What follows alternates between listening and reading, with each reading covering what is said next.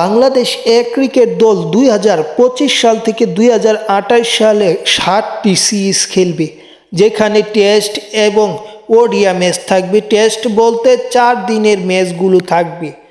ওই সিরিজের মধ্যে একটি সিরিজ অলরেডি প্রায় শেষের পথে, যে সিরিজটা বাংলাদেশ বর্তমানে নিউজিল্যান্ডের বিপক্ষে খেলছে, যেখানে ওয়ানডে সিরিজ বাংলাদেশ জিতলেও নিউজিল্যান্ডের বিপক্ষে একমাত্র 2টি টেস্টের 4 দিনের ম্যাচে একটি হেরে গেছে, অপরটিতে লড়ছে। তার পরবর্তীতে বাংলাদেশ 2025 সালের আগস্টে আরেকটি সিরিজ খেলবে, যেটা অস্ট্রেলিয়ায় সফরে যাবে বাংলাদেশ এ দল, যেখানে 2টি টেস্ট এবং 6টি টি-20 ম্যাচ খেলবে বাংলাদেশ এ দল। এবং পরবর্তীতে যদি 2026 সালের কথা বলি, সেখানেও বাংলাদেশ এ দলের ব্যস্ততা আছে।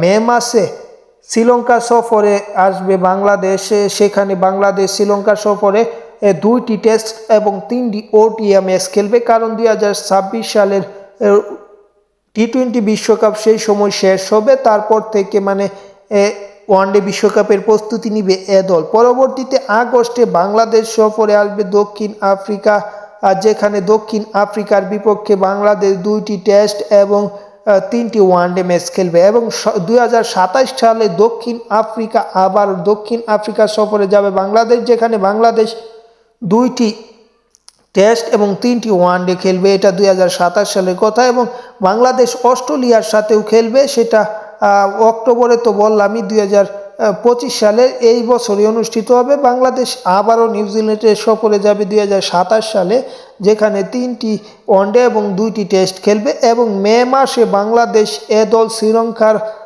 সফরে যাবে, যেখানে 2টি টেস্ট এবং 2টি ওয়ানডে ম্যাচ খেলবে। এই বছরের মে মাস নয়, এটা 2028 সালের মে মাস। সব কিছু মিলিয়ে বাংলাদেশ এই 3 বছরে 60টি সিরিজ খেলছে এ দল। এবং ন্যাশনাল টিম কিংবা যদি আমরা এমার্জিং দল বলি, সেখানে তারা আরও সিরিজ খেলবে।